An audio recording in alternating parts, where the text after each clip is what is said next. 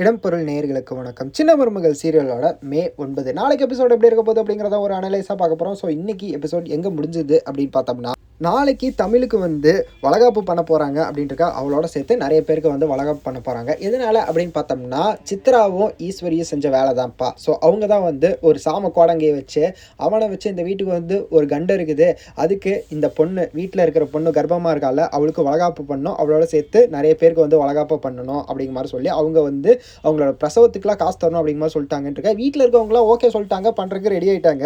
ஆனால் பிரச்சனை என்னென்னா, இவதான் கர்ப்பமாக இல்லையே. ஸோ ஆல்ரெடி கில்ட்டில் இருக்கிறா, இப்படி நம்ம ஏமாற்றிட்டு இருக்கோம் அப்படின்ட்டு இந்த கில்ட்டு வர சேர்ந்துக்குச்சு. அவங்க அம்மா அப்பா எப்போ தான் சொல்ல போகிறாங்க அப்படிங்கிறது தெரில.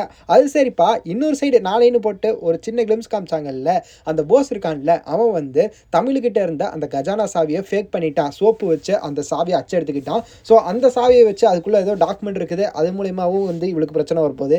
ஏன்டா சுற்றி சுற்றி இவளுக்கு பிரச்சனை கொடுக்க போகிறீங்க அப்படிங்கிற மாதிரி தோணுது.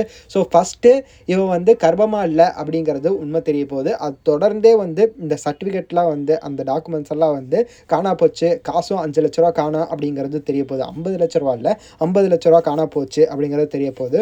ஸோ இந்த மாதிரி நிறைய பிரச்சனை அவ்வளோ சுற்றி இருக்குது. எப்படி சமாளிக்க போகிறா அப்படிங்கிறத அடுத்தடுத்து இருக்க போகுது. நீங்கள் என்ன நினைக்கிறீங்க, எப்படி இருக்க போகுது அப்படிங்கிறத கமெண்ட்டில் சொல்லுங்கள். இந்த வீடியோ பிடிச்சிருந்தா லைக் பண்ணிட்டு மறக்காமல் சப்ஸ்கிரைப் பண்ணிடுங்க. அப்போ தான் அடுத்தடுத்து போகிற வீடியோஸ் உங்களுக்கு ரெகுலராக வரும்.